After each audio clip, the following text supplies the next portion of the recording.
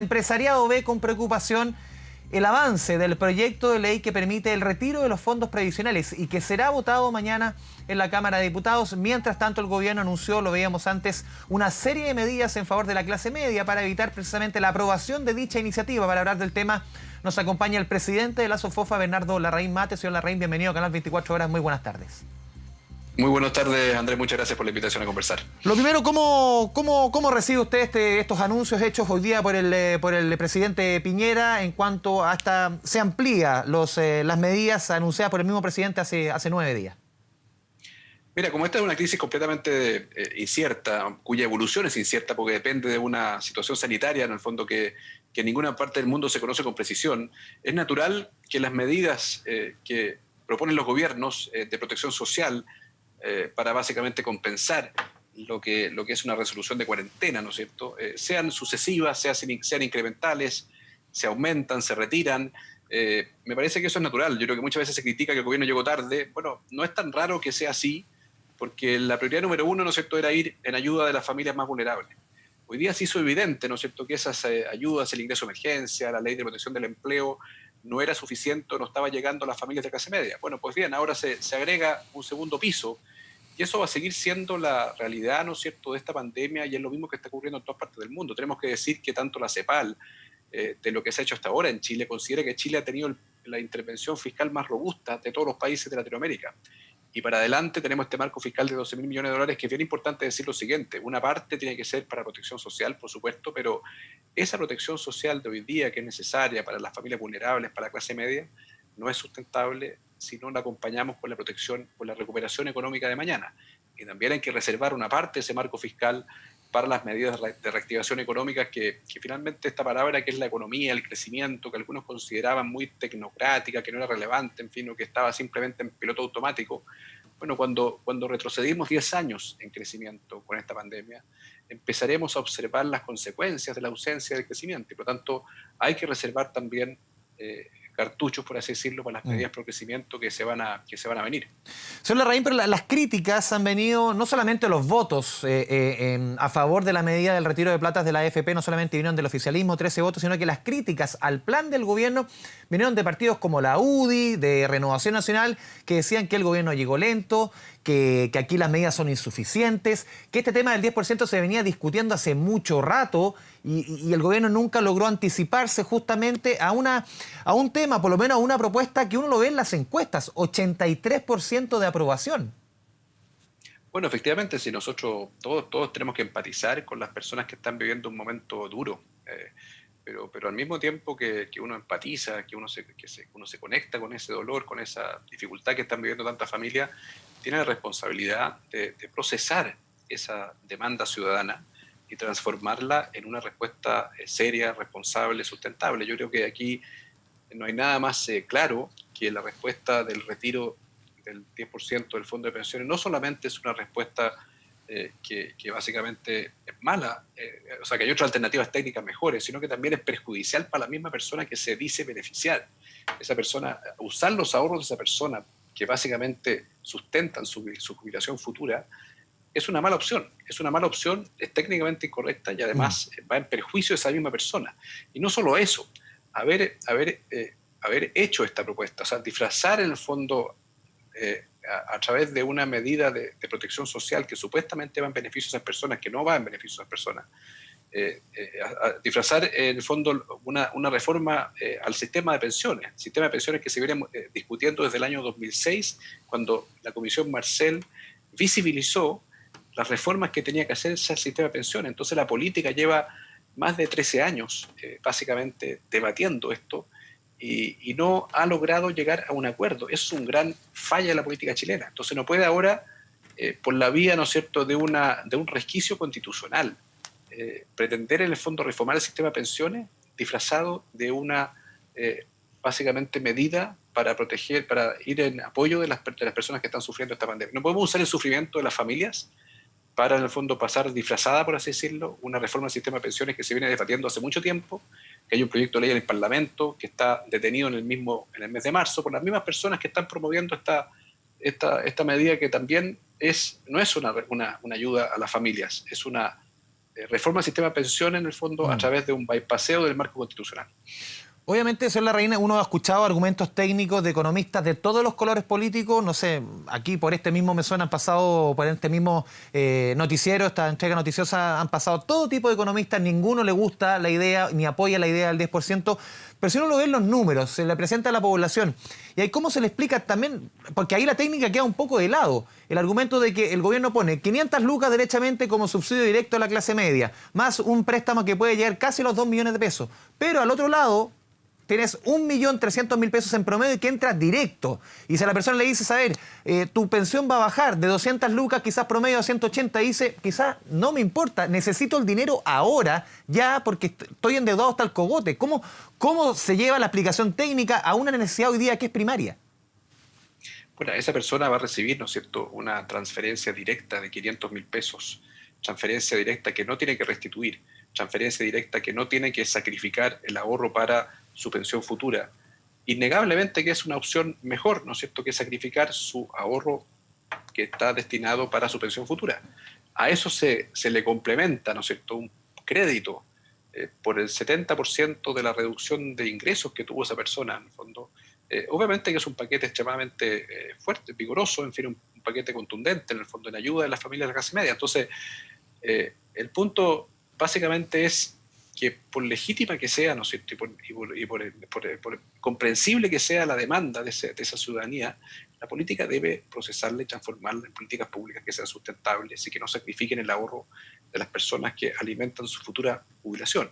Por lo tanto, me parece en el fondo que claramente es superior, ¿no es cierto?, esta propuesta que se ha hecho. Y sigo haciendo la advertencia, digamos. Hay un marco fiscal de 12.000 millones de dólares que también tiene que ser una parte de ese marco fiscal, siempre así se acordó por lo demás, que se destinara, ¿no es cierto?, a la recuperación económica.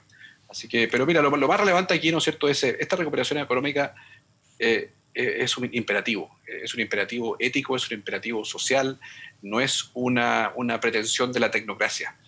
Insisto, habremos caído, ¿no es cierto?, 10 años en desempleo, 10 años en pobreza, 10 años en crecimiento económico.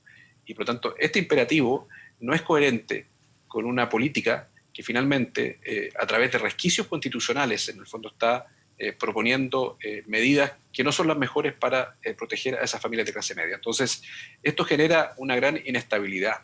Y esto no es una amenaza, es un hecho objetivo.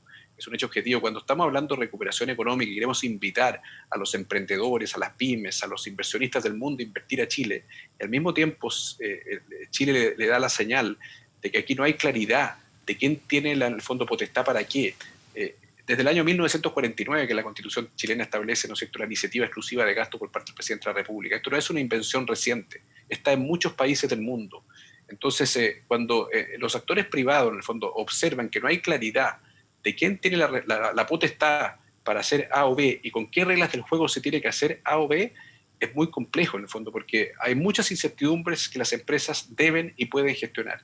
Pero la impredecibilidad regulatoria, el actuar arbitrario, cuando se le dice a este mundo, ¿no es cierto?, que queremos atraer para que invierta en Chile, que hay 2 ministerios de Hacienda, uno en el Poder Ejecutivo y otro, ¿no es cierto?, en el Congreso, es muy complejo. O bien cuando se le dice a este mundo también que la forma de financiar subsidios necesarios, ¿no es cierto?, a esa clase media, por ejemplo, a través de la ley de servicios básicos, que suspende el cobro de servicios básicos para las personas que no puedan pagar, bueno, que finalmente eso sea financiado con recursos privados, cuando en todas partes del mundo los subsidios son financiados por recursos públicos. Entonces, ojo con las señales que está dando la política a la sociedad entera, al mundo entero, porque es ese mundo el que va a ser necesario para nuestra recuperación económica, porque somos un país pequeño, necesitamos inversión extranjera, necesitamos integrarnos a ese mundo con nuestras exportaciones, sí, que es ese mundo el que está observando a este país que se preció en los últimos 40 años, ¿no es cierto?, de ofrecer una estabilidad institucional,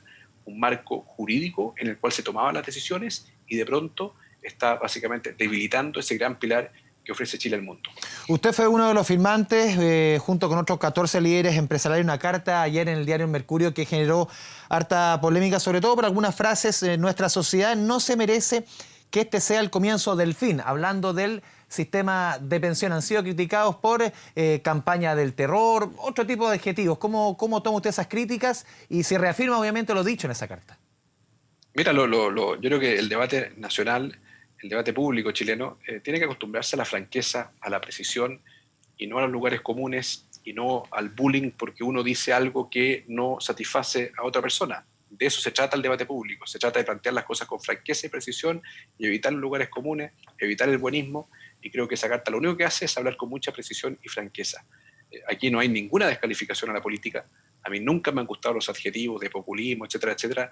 Yo tengo una buena valorización de la política chilena, creo que simplemente está con unas dinámicas, con unos incentivos que tienden mucho al cortoplacismo, que básicamente desincentivan el procesamiento responsable, desincentivan el diálogo de la política con la técnica, y ese es un deterioro que se ha venido observando en la política chilena hace mucho tiempo.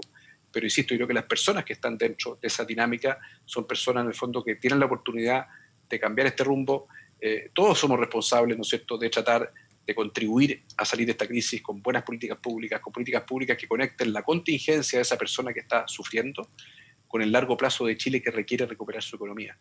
Insisto, la protección social de hoy solamente es sustentable con la recuperación económica de mañana. Y la economía pasará a ser un imperativo ético y dejará de ser una palabra tecnocrática como algunos quisieron categorizarla. Y creo que ofrecer un marco institucional que por supuesto que puede evolucionar, o sea, si un grupo de parlamentarios quieren, ¿no es cierto?, que exista un régimen parlamentario en Chile, que lo reformen, que reformen la Constitución para eso. Pero establecerlo de facto es muy serio, es muy serio. Eso no se sopesa con suficiente seriedad, ¿no es cierto?, las consecuencias de ese parlamentarismo de facto. Y no se sopesa en el fondo el uso de resquicios constitucionales para ese propósito. Piensen ustedes que una ley, ¿quién puede decir, ¿no es cierto?, que una propuesta para, en el fondo, ir en ayuda, ¿no es cierto?, de la clase media en una situación de catástrofe no sea una materia de ley y sea una materia de reforma constitucional? El único objetivo de que se haya ido por el camino constitucional fue evitar una cosa tan relevante como es la admisibilidad de los proyectos.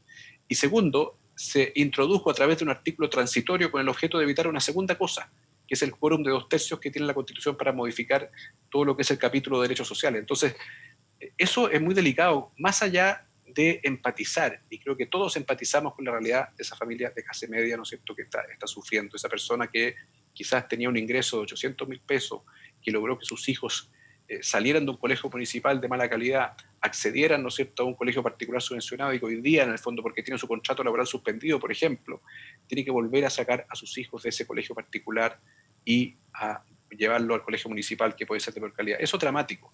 Por eso es tan importante el anuncio que se hizo hoy día de un paquete contundente que va en ayuda a la clase media. ¿Y usted cree derechamente, señor Larraín, lo último punto, sí. usted cree que este anuncio del presidente Piñera puede dar vuelta a la votación en la ruta que busca seguir precisamente el presidente Piñera? Mira, no me corresponde a mí creer o no creer. Yo creo que el esfuerzo es muy importante y creo que es precisamente lo que se había identificado como una necesidad y muchos políticos lo habían levantado. Yo creo que el político legítimamente tiene mucha conexión y es necesario que así sea con su distrito, las personas que viven ahí. Las personas le dicen, mire, diputado, ¿sabe qué? Tengo este problema, bajó mi nivel de ingreso de 800.000 pesos a 400, no me llega el ingreso de emergencia, necesito ayuda. Y eso es muy razonable. Ahora, eso que captura el político en su distrito, lo tiene que traer, procesar, someter al análisis técnico, porque si no le está dando una respuesta engañosa. Le dice, señor, yo le puedo traspasar, le puedo permitir retirar su fondo de pensiones, pero después no le estoy resolviendo cuál va a ser su situación cuando tenga que jubilar en un cierto tiempo más. Y por tanto nos parece en el fondo que esta cosa que se planteó como alternativa, esperamos que prevalezca sobre el otro camino que todos los economistas técnicos de todos los sectores políticos, incluso del Frente Amplio, hasta, ¿no es cierto?, de la derecha, han dicho que no es una buena medida y creo que es importante que se sopese el análisis técnico a la hora de legislar. Bernardo Larraín Mate, presidente de la SOFOFA, muchas gracias por esta conversación con Canal 24 Horas. Muy buenas tardes. Muchas gracias a ti, Andrés. Buenas tardes.